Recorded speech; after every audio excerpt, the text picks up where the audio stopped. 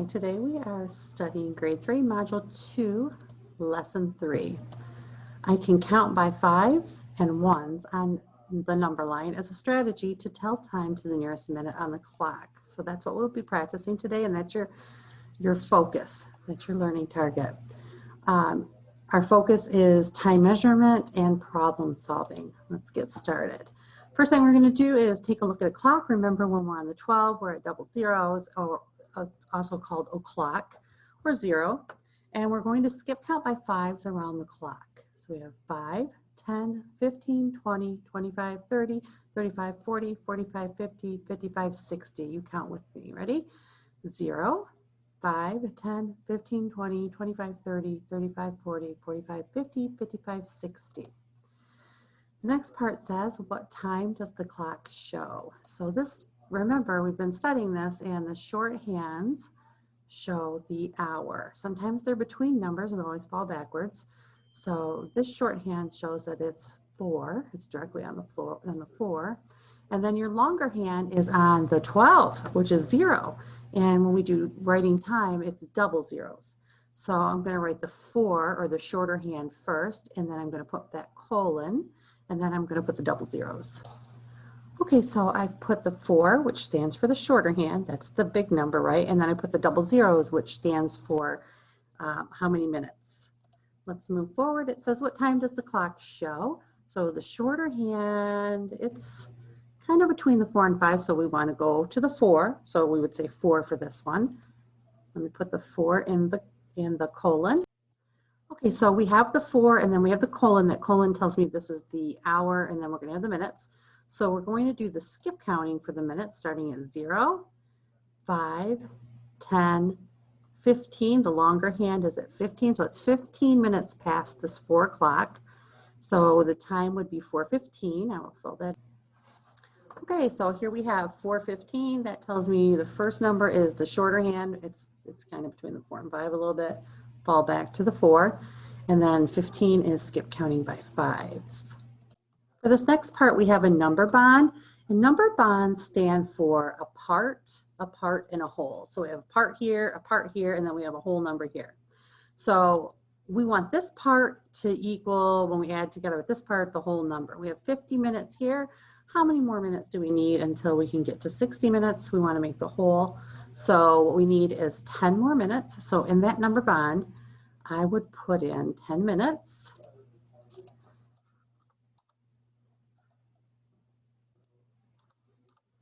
So I would put 10 minutes for that one. And that's because 50 minutes plus this 10 minutes equals 60 minutes. Okay, let's take a look at our number bond here. We have 60 minutes as our whole number, 10 minutes here. How many minutes do we need over here to make the total 60 minutes? Well, 60 minutes, I could subtract this 10, and then I would know it would be 50 minutes. And I can double check by saying, does 10 minutes plus 50 minutes equal 60 minutes? And they do, so I can double check myself. Okay, for this one, we have 60 minutes. That's the 1 hour we're looking at. We have 30 minutes here. This is half hour. 30 minutes is half hour. I need 30 more minutes to equal 1 hour. So I would put 30 minutes there.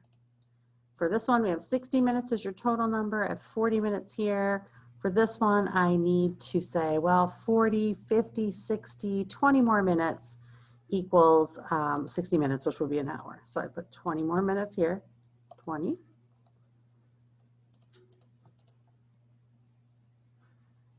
All right, let's look at this one. We have 60 minutes, 45 minutes plus how many more minutes equal 1 hour?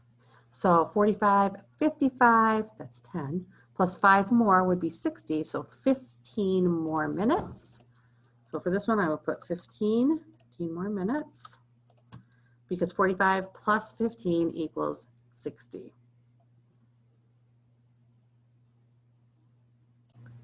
All right, let's look at the next one. It says 60 minutes is our total. That's the hour, 1 hour. We have 35 minutes plus some more minutes. So we want these two numbers added together to equal 60. I could do a counting on method. I could do subtraction. I could take 60 minus 35. It depends on what you're comfortable with. So I could go 35, and then I could go 45, 55, 55 plus 5 more is 60. So that'd be 25 minutes. So I could write 25 minutes in this one. So 35, 45, 55, plus the extra 5 would be 60 minutes. Okay, let's take a look at our first story problem. It says there are 12 tables in the cafeteria. 5 students sit at each of the first 11 tables. 3 students sit at the last table. How many students are sitting at the 12 tables in the cafeteria? So for something like this, I would definitely draw the tables and then put the number of students in each table and realize that we don't have equal groupings here. So we're going to have to do probably 2 steps. Another thing that we can do is draw a tape diagram. So I could just connect 12 boxes and put 5 students in the first 11 boxes, and then I would put 3 in the last one. So it's really kind of up to you what you would like to draw, but you can pause the video and draw right now, however you would like, and I'm going to do the same thing. Okay, so I have taken the time to draw the tables. Like I said, you could have done a tape diagram for this instead, but I drew 12 tables with 5 kids at each table, except for this very last table over here. On this last table, I put 3 kids. So this is going to be a 2-step problem. The first thing you're going to do is figure out how many of these kids are at this first set of tables. So I could say 11 times 5 equals 55 is what it equals, but I could also skip count to find it. So 5, let me pull my pointer out here, 5, 10, 15, 20, 25, 30, 35, 40, 45, 50, 55. So I could say, well, that first set equals 55 kids. And then I've got this extra 3 kids over here that I need to also add in. So then I can add them in over here also, plus these 3 kids. So 55 plus 3 kids over here. Oh, that was kind of crooked. Pretend like that's a plus sign. 55, 56, 57, 58. That ends up being 58 kids. So the answer would be 58 kids.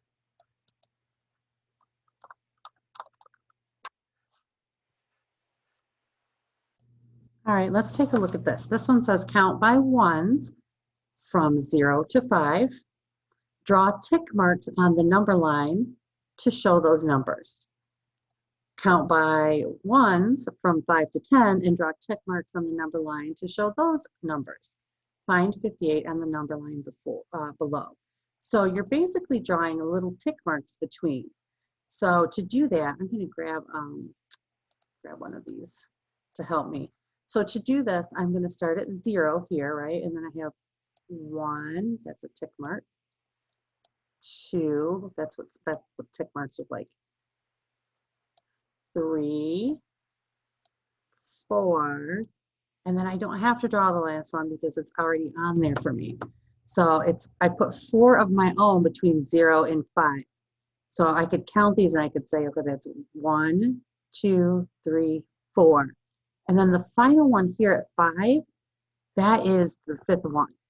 So then I would go 6, 7, 8, 9, and then the 10th one is here. So I don't draw 5 little tick marks between the main ones. I draw 4. I'm going to go ahead and fill this in while you pause, and you can pause the recording and make your own number line. Okay, so hopefully you made your number line, and I put 4 little blue lines in between each one so that I would have I would be showing actually 5 minutes, because really what you're counting in something like this is what's called the intervals, and that's the space between these. So this would be 1, this little space, it's a time. 1, 2, 3, 4, and then 5 minutes between each of those little tiny intervals. And then it says count by ones from 5 to 10. So here's 5, we would start at 5, and then we go 6, let me get my pointer, right? 6, 7, 8, 9, 10. So I could count from 5 to 10 using my little intervals or spaces between. And then I can count by ones from 0 to 5. So that's a 0, 1, 2, 3, 4, 5. I'm really counting that little space in between each of those tick marks. Now we need to find 58. So the best way to do that would say, all right, well, 58 comes between 55 and 60. That's something I know. It means it's more than 55 and it's less than 60. So I'm going to start at 55 and I'm going to count on until I find 58. So 55, 56, 57, 58. It's right there. What I'm going to do is I'm going to grab a stamper and I'm going to actually plot that on my thing here. So 55, 56, 57, 58 would be right there. And so 58, 59, 60, and it counts out perfect. Okay, for something like this, it says, Jen arrived at school this morning at 7:37 a.m. Let's find that time on the number line before or below. So first of all, we're going to start right down here. This is going to be 7 o'clock right here. And then if I go down here to this end part, this is the end of 7 o'clock, which would be 8 o'clock. That would be the next hour, right? So this is where 8 o'clock would start. And you have to imagine there's these little tick marks in between here. So 4 of those little lines like we did last time, and then you would have the 5. So let me get a stamper. It says Jen arrived at school this morning at 7:37 a.m. Find that on the number line. So here's 7:35. It's going to be between 7:35 and 40, right? So let me draw those, they called them tick marks in between there. So 7:35, 36, 37, 38, 39, 7:40. So now I have my number line all set up. And I can say, all right, she arrived at 7:37. Here's 35, 36, 37. There's where she arrived right there. So if I wanted to plot that, they call that plot that on the number line, that's what I would do. I would really only need to draw my tick marks down between 35 and 40 because 7:37 is down between there. Let's take a look at something like this. It says Billy arrived at school this morning at 7:13 a.m. Let's find that number, that time on the number line below. Sheesh. Okay, so I know that it's going to be between 7 and 8 because 7:13 falls between 7 and 8 a.m. That would be in the morning. So here is 7 o'clock a.m. It's at the 0, and then 8 o'clock would be down here. Oops.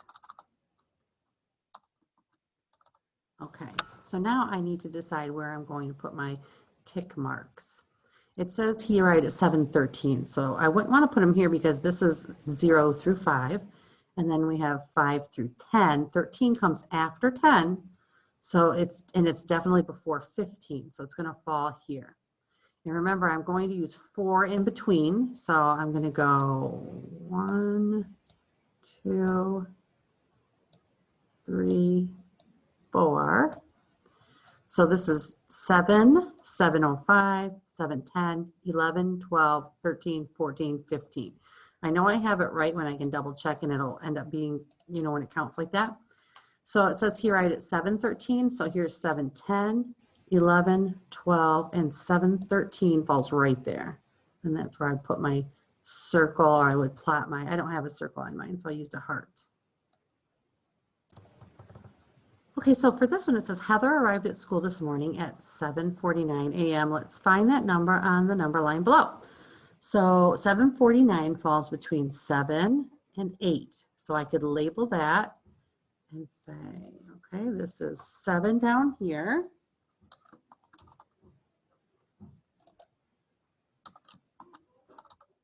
And this is 8 o'clock down here. And 49 is going to not be down here. This is all less than 49, right? 49 falls between 45 and 50. So I'm going to draw my tick marks between here. 45, 46, 47, 48, 49, and then that's 50. I know exactly where to put my stamper. This is how I'm kind of thinking, right? 7, 45, 46, 47, 48, and my stamper would go right there, and that's where I'd plot my circle if I were using, if I were plotting things, if I had a circle. So another thing that you'll be thinking about is, how is a clock similar to a number line? It's very similar. Instead of using a circular round way to count numbers and just keep going on and on, you're using a flat line of a timeline. And you'll notice that there are these arrows on the end, which means time doesn't stop. We're just looking at a certain piece. This happens to be 1 hour's worth of time, and clocks show that too. So clock would show an hour from 0 here all the way around. That's 1 hour. So this timeline shows all the way to the end would be 1 hour. I could even put numbers on here like a 0, 1, 2, 3, 4, 5, 6, 7, 8, 9, 10, 12, and that would stand for the hour, right?